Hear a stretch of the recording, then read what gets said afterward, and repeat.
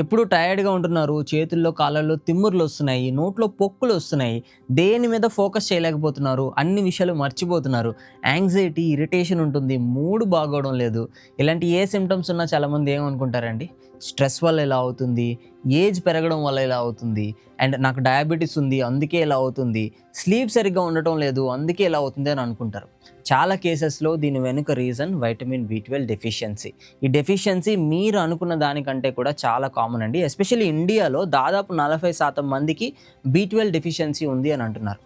నమస్తే, this is Jagan, founder of healthy day yoga community, one of the largest yoga communities in India. Next 7 to 8 మినిట్స్లో నేను మీకు కొన్ని important విషయాలు షేర్ చేస్తానండి.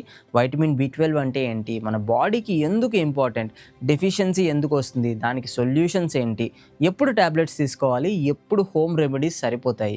బేసికలీ జీవితాంతం బి12 డెఫిషియన్సీ రాకుండా ఉండడానికి మీకు కావాల్సిన క్లారిటీ మొత్తం ఈ వీడియోలో నేను ఇస్తానన్నమాట. వీడియో ఎండ్ వరకు చూడండి. మీ బి12 ప్రాబ్లమ్స్కి ఈ వీడియోలో సొల్యూషన్ దొరకవచ్చు. డిలే చేయకుండా తొందరగా స్టార్ట్ చేసేద్దాం. Let's get started.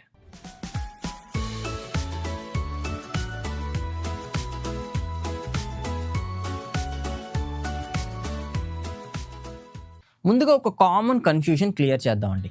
చాలామంది vitamin B and vitamin B12 రెండు సేమ్ అని అనుకుంటారు, కానీ అవి సేమ్ కాదు.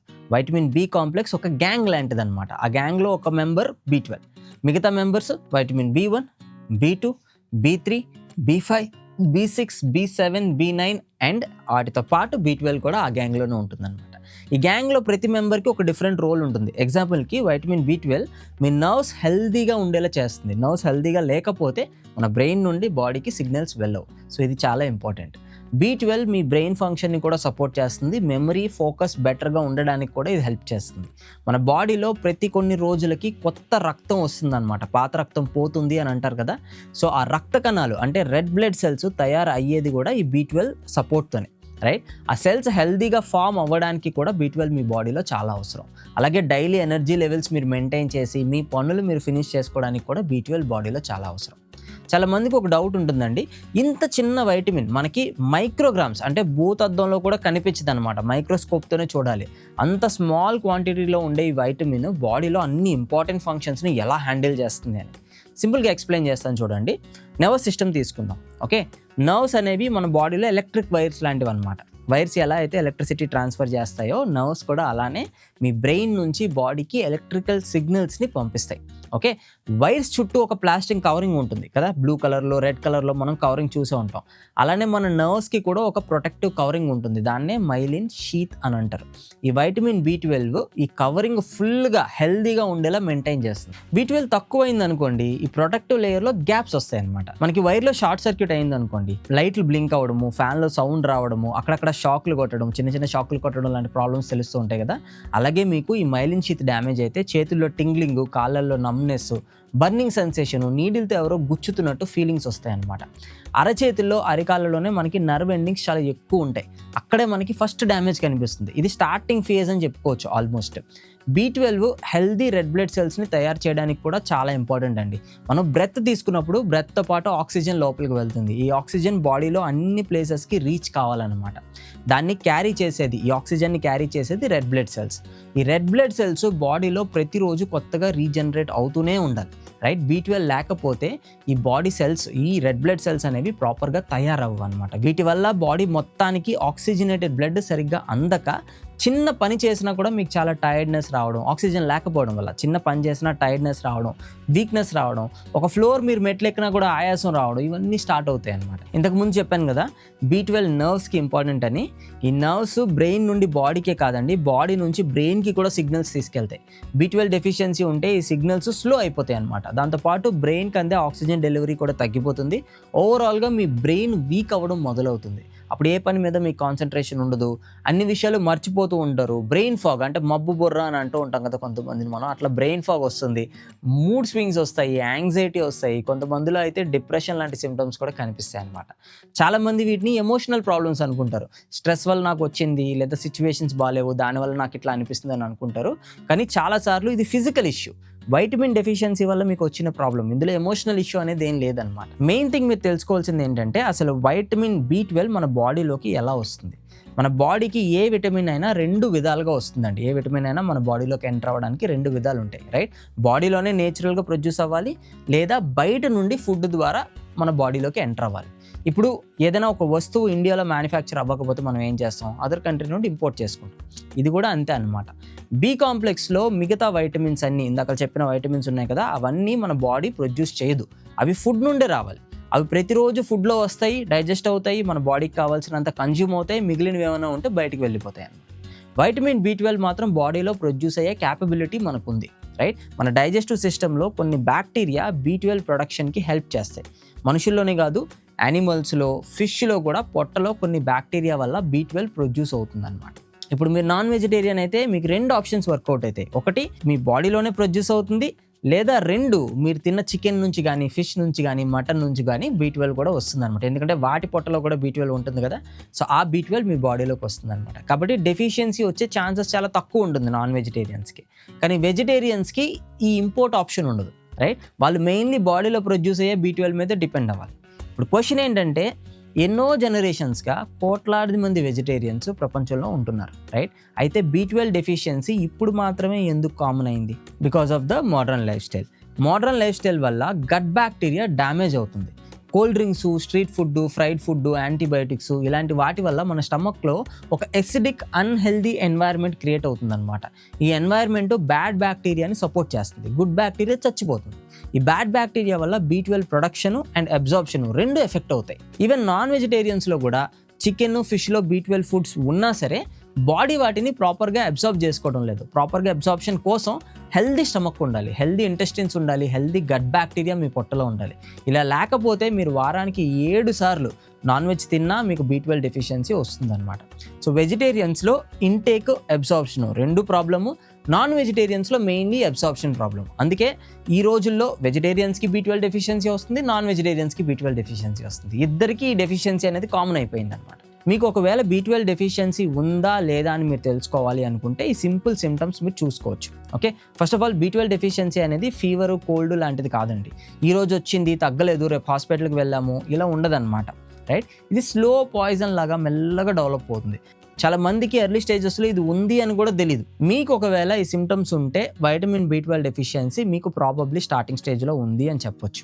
ఓకే, ఎప్పుడు టైర్డ్గా ఉంటారు, బాగా నిద్రపోయినా సరే ఫ్రెష్ ఫీలింగ్ అనేది మీకు రాదు, బాడీ వీక్గా ఉంటుంది, హెయిర్ ఫాల్ అవుతుంది, కళ్ళు తిరుగుతున్నాయి, అప్పుడప్పుడు హెడాక్స్ వస్తున్నాయి, చేతులు కాళ్ళు తిమ్ముర్లు పడుతున్నాయి, మంటలు పుడుతున్నాయి, ప్రాపర్గా మెమరీ ఉండదు, కాన్సన్ట్రేషన్ ప్రాపర్గా చేయలేకపోతున్నారు, మైండ్ డల్గా ఉంటుంది, ఒక బ్రెయిన్ ఫాగ్లా అనిపిస్తుంది, ఇరిటేషన్ వస్తుంది, యాంగ్జైటీ వస్తుంది, కొంతమందిలో అయితే టంగ్ పెయిన్ అండ్ నోట్లో పొక్కులు కూడా వస్తాయన్నమాట. ఇవన్నీ B12 లేకపోవడం వల్ల వచ్చే ప్రాబ్లమ్సే.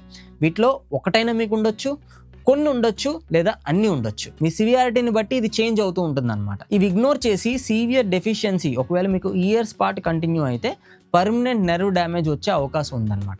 దీనికి సొల్యూషన్స్ ఏమైనా ఉన్నాయా అంటే ఎస్, మీరు ఒకవేళ వెజిటేరియన్ అయినా నాన్ వెజిటేరియన్ అయినా ఫస్ట్ మీరు ఫోకస్ చేయాల్సింది మీ గట్ హెల్త్ మీద, మీ డైజెషన్ మీద. ఒక పైప్ తీసుకుందాం, ఒక వాటర్ పైప్ తీసుకుందాం. ఇప్పుడు ఆ వాటర్ పైప్లో కన్నాలు ఉన్నాయని అనుకుందాం. ఇటు నుంచి మీరు 5 లీటర్స్ వాటర్ పంపించారు, అటు నుంచి ఓన్లీ 2 లీటర్స్ వాటర్ బయటకు వస్తుంది, అవునా? మిగిలిన వాటర్ అంతా లీక్ అయిపోతుంది.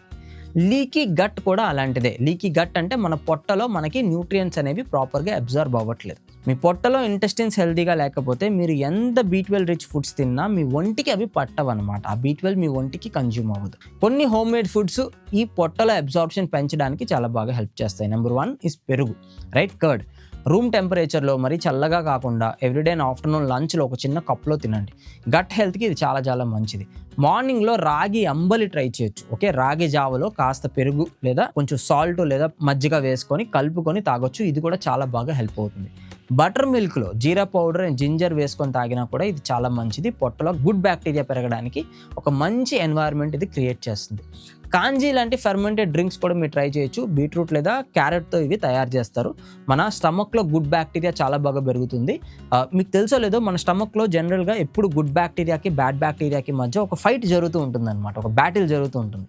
ప్రాసెస్డ్ ఫుడ్స్ కానీ, కూల్ డ్రింక్స్ కానీ, పేస్ట్రీ ఐటమ్స్ మీరు ఎక్కువ తింటే బ్యాడ్ బ్యాక్టీరియా విన్ అవుతుంది, రైట్. ఇందాక చెప్పిన ఫుడ్స్ ఉన్నాయి కదా, పెరుగు కానీ బటర్ మిల్క్, ఇలాంటి ఫుడ్స్ ఎక్కువ తింటే మీకు గుడ్ బ్యాక్టీరియా విన్ అవుతుంది. గుడ్ బ్యాక్టీరియా పెరిగితేనే మీకు B12 మీ బాడీలో పెరుగుతుంది అనమాట. B12 ప్రొడక్షన్ లేదా కన్జంప్షన్ మీ బాడీలో పెరుగుతుంది. ఎక్సెస్ ఆయిలీ ఫుడ్స్ కానీ లేదా ప్రాసెస్డ్ ఫుడ్స్ కానీ మీరు తగ్గించాలి ఖచ్చితంగా. ఆయిలీ ఫుడ్స్ గట్ ఇన్ఫ్లమేషన్ పెంచుతాయి. యాసిడిటీ లేదా గ్యాస్ట్రైటిస్ ఆల్రెడీ ఉన్నవాళ్ళు స్పైసీ ఫుడ్స్ తగ్గించేసేయండి. డీప్ ఫ్రైడ్ ఫుడ్స్ అస్సలు తినొద్దు. లేదా హెవీలీ ప్రాసెస్డ్ ఫుడ్స్ ఉంటాయి చూసారా, మనం ప్యాకెట్ ఫుడ్స్ బయట కొనుక్కుంటాం, అవి కూడా తగ్గించాలి. గోల్ ఏంటంటే మీ డైజెషన్ కామ్గా ఈజీగా చేయాలి. తినక ముందు, తిన్న తర్వాత, పొద్దున్న బాత్రూమ్కి పోయినప్పుడు, బాత్రూమ్కి పోయిన తర్వాత కూడా మీ పొట్ట ప్రశాంతంగా ఉండాలి. ఇలా ఎప్పుడైతే ఉంటుందో మీ పొట్ట హెల్తీగా ఉన్నట్టే, అప్పుడే దాంట్లో B12 ప్రొడ్యూస్ అయ్యే ఒక ఎన్వైర్న్మెంట్ ఉంటుంది అని చెప్పొచ్చు. డైజెషన్ ఇంప్రూవ్ అయిన తర్వాత స్లోగా మీరు B12 రిచ్ ఫుడ్స్ నెమ్మదిగా మీ ఫుడ్లోకి యాడ్ చేసుకోవచ్చు అనమాట. నాన్ వెజిటేరియన్స్ అయితే ఎగ్స్ తినొచ్చు, చికెన్ తినొచ్చు, ఫిష్, మటను, లీవరు, వీటన్నిటిలో B12 కంటెంట్ అనేది చాలా బాగా ఉంటుంది. కానీ ఎక్కువ నాన్ వెజ్ తినడం వల్ల కొలెస్ట్రాల్ రిలేటెడ్ ఇష్యూస్ వస్తాయి అన్నమాట. కాబట్టి వీక్కి 2 సార్లు మాత్రమే లిమిట్ చేయండి. ఓకే, 2 సార్లు తింటే సరిపోతుంది. మీకు ఒకవేళ డైజెషన్ హెల్తీగా ఉండి మీరు 2 సార్లు, వారానికి 2 సార్లు తిన్నా కూడా మీకు బాడీకి కావాల్సినంత B12 మీకు వచ్చేస్తుంది. ఓకే, వెజిటేరియన్స్కి ఉన్న ఒకే ఒక ఆప్షన్ డైరీ ప్రొడక్ట్స్, అంటే మిల్క్ కానీ, కర్డ్ కానీ, పన్నీర్ కానీ. ఇవి ఎంత లోగా కుక్ చేసుకుంటే అంత మంచిది. మిల్క్ని మరీ ఎక్కువ సార్లు బాయిల్ చేసుకోకండి, పన్నీర్ని హెవీ ఆయిల్లో కుక్ చేసుకోకండి. ఎందుకంటే డైరీ ప్రొడక్ట్స్లో ఉండే B12 చాలా చాలా తక్కువ. మీరు టేస్ట్ కోసం మరీ ఓవర్గా కుక్ చేస్తే అది కూడా ఇంకా పోతుంది, అందులో ఉన్న B12 కూడా ఇంకా పూర్తిగా పోతుంది అనమాట. వెజిటేరియన్స్లో ఒకవేళ సివియర్ డెఫిషియన్సీ మీకు ఉంది అని అంటే ఫుడ్తో మాత్రం మీరు సాల్వ్ చేసుకోలేరు. మెడికల్ సొల్యూషన్ మీకు అవసరం అనమాట. ఫస్ట్ ఆఫ్ ఆల్ ర్యాండమ్గా మెడికల్ షాప్కి వెళ్ళి B కాంప్లెక్స్ టాబ్లెట్లు కొనుక్కొని వేసుకోవద్దు. ఓకే, వీడియో స్టార్టింగ్లో చెప్పిన సిమ్టమ్స్ మీకు ఏవైనా ఉన్నా డాక్టర్ని ఒకసారి కన్సల్ట్ చేయండి. ఓకే, టెస్ట్ చేయించుకోండి. జనరల్గా మీకు 2 టెస్ట్ రాస్తారు. ఒకటి వైటమిన్ B12 బ్లడ్ టెస్ట్ కానీ లేదా కంప్లీట్ బ్లడ్ చెకప్ కానీ, రైట్, CBC టెస్ట్ కానీ చేస్తారు. ఓకే, డెఫిషియన్సీ మైల్డ్గా ఉంటే ఓరల్ సప్లిమెంట్స్ ఇస్తారు. ఓకే, ఓరల్ సప్లిమెంట్స్ అంటే చప్పరించే ఉంటాయి అనమాట, చప్పరించే టాబ్లెట్లు ఉంటాయి.